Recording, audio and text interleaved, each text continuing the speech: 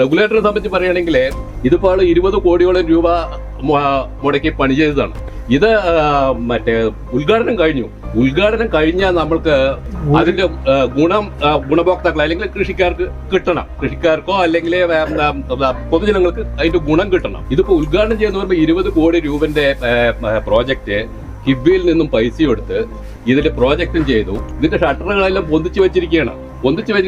നമ്മൾക്ക് ആർക്കും ഒരു ഉപകാരമില്ല. പദ്ധതി നടപ്പാക്കി ഉദ്ഘാടനം ചെയ്തു. ഇത് പറയുമ്പോൾ നമ്മുടെ പെരൂർ പഞ്ചായത്തിലുള്ള കുറച്ച് ആൾക്കാർക്ക് അറിയാം ഇത് പദ്ധതി കൊണ്ട് യാതൊരു ഗുണവുമില്ല. പക്ഷെ ഇവർ ചെയ്യുന്നത് എന്താണ്?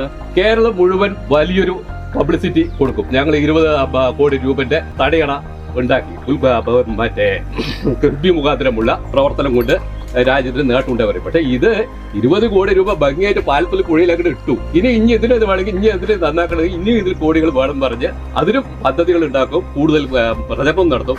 പക്ഷെ ഫലത്തിൽ നമ്മൾക്കൊന്നും കിട്ടുന്നില്ല.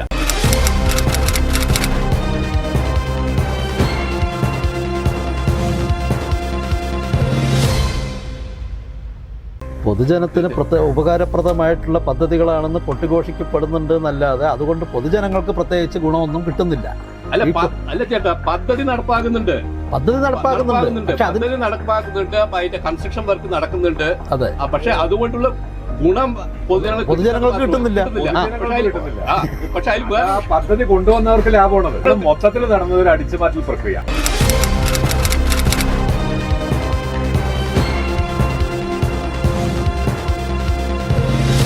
ഷട്ടർ താത്തിയാൽ ഇവിടെ തടയിൽ വെള്ളം സ്റ്റോർ ചെയ്യുമ്പോൾ അടുത്തുള്ള കിണറുകളിലൊക്കെ വെള്ളം നിറഞ്ഞു നിൽക്കും. ഇപ്പൊ അതിനുള്ള ഒരു സംവിധാനം, കാരണം കറണ്ട് കണക്ഷൻ ഇല്ല.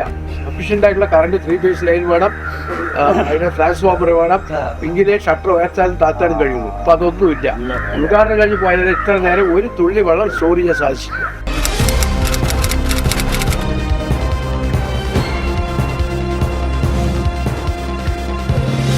ഇതിലേക്ക് ഇതിപ്പോൾ ഒരു നോക്കുകുത്തിയായിട്ട് ഒരു റെഗുലേറ്റർ ഇരിക്കുന്നു എന്നല്ലാതെ ആ റെഗുലേറ്ററിന്റെ അത് പ്രവർത്തിപ്പിക്കാൻ ആവശ്യമായിട്ടുള്ള വൈദ്യുതി കണക്ഷൻ വരണം എന്നുണ്ടെങ്കിൽ ഇനി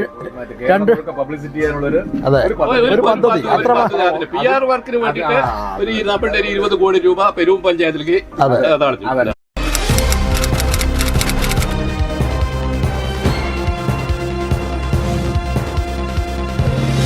അല്ല, സത്യത്തിൽ ഈ ഒരു പ്രോജക്റ്റ് പൊതുജനങ്ങൾ ആവശ്യപ്പെട്ടിട്ടുണ്ടായിരുന്നത് ഈ രീതിയിലായിരുന്നില്ല.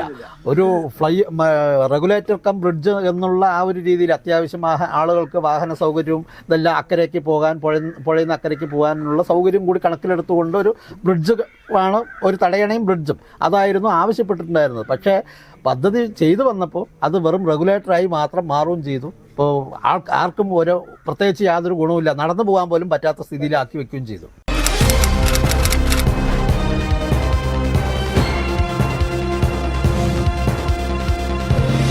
പക്ഷേ എന്തോ ഗവൺമെന്റിന് കൂടുതൽ കോടികളുടെ പദ്ധതികൾ ഉണ്ടാക്കണം, ഞങ്ങൾ അത്ര കോടി ചെലവ് ചെയ്തു, ഇത്ര കോടിയുടെ വികസന പ്രവർത്തനം കൊണ്ടുവന്നു എന്നല്ലാതെ ഇത് എന്ന് പറയണമെന്നേ ഉള്ളൂ. അല്ല, ജനങ്ങൾക്ക് ഉപകാരമുണ്ടോ? അല്ല, പൈസ പോണ്ട്, പൈസ ചെലവാക്കുന്നുണ്ട്, എന്ത് ഗുണം?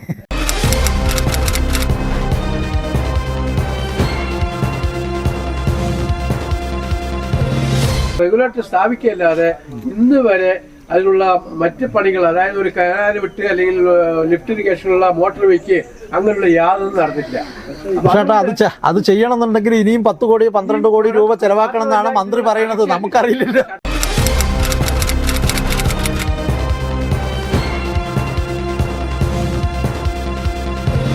കറണ്ടില്ല, ട്രാൻസ്ഫോമർ വെക്കണം, അതിന് ഈ കോടികൾ ചെലവാക്കണം.